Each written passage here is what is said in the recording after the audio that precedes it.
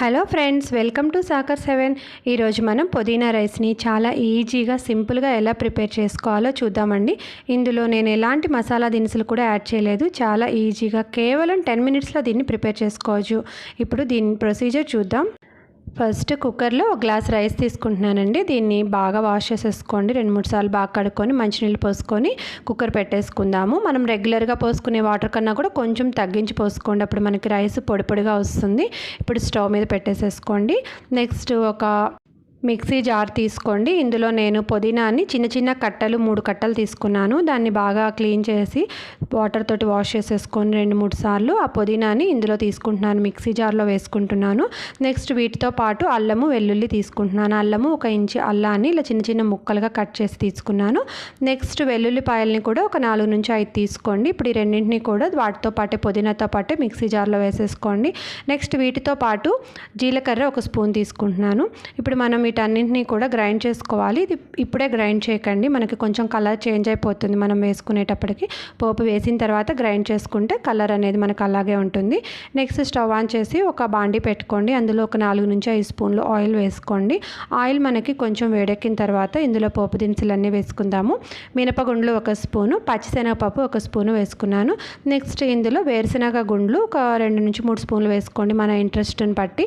ఇప్పుడు ఇవన్నీ వేసుకొని వీటిని కొంచెం వేయించుకుందాము. ఇవి కొంచెం వేగిన తర్వాత ఇందులో ఆవాలు 1 స్పూను, జీలకర్ర 1 స్పూను వేసుకుంటున్నాను. ఇప్పుడు ఇవన్నీ కూడా వేసుకొని మనకి పోపు అంతా కూడా కొంచెం బాగా వేగిపోయిన తర్వాత ఇందులో ఇంగువ యాడ్ చేద్దాము. ఒక 1/2 స్పూను ఇంగువ వేసుకుంటున్నాను.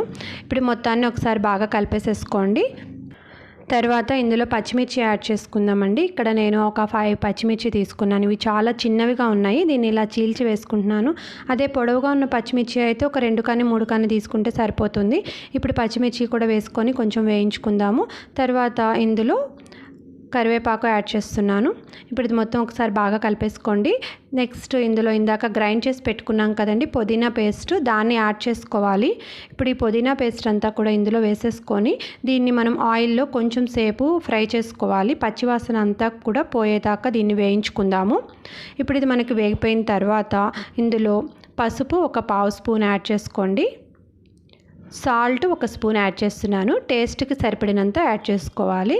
ఈ 2 కూడా వేసుకొని ఒకసారి మొత్తం కూడా కలుపుకోండి. నెక్స్ట్ ఇది మొత్తం కూడా ఫ్రై అయిపోయిన తర్వాత ఇంకా స్టవ్ ఆఫ్ చేసేసుకుందాము. తర్వాత దీన్ని మనం రైస్లో యాడ్ చేసుకుందాము. ఇప్పుడు రైస్ నేను ఒక బౌల్లోకి తీసుకున్నాను. ఇది కొంచెం ఇలా చల్లార్చుకొని పొడి పొడిగా చేసి పెట్టుకున్నాను.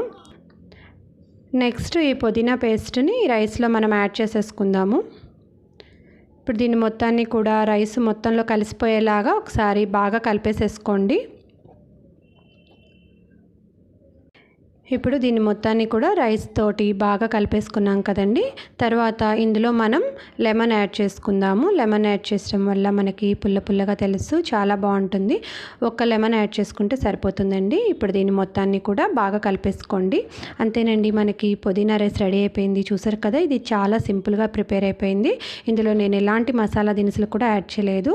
పుదీనా ఫ్లేవర్ తెలుసు, కొంచెం స్పైసీగా పుల్లగా చాలా బాగుంటుంది. మీరు కూడా ట్రై చేయండి తప్పకుండా. Thank you so much for watching this video. మా వీడియో మీకు నచ్చినట్లయితే లైక్ చేయండి, షేర్ చేయండి, మా ఛానల్ని సబ్స్క్రైబ్ చేసుకోండి.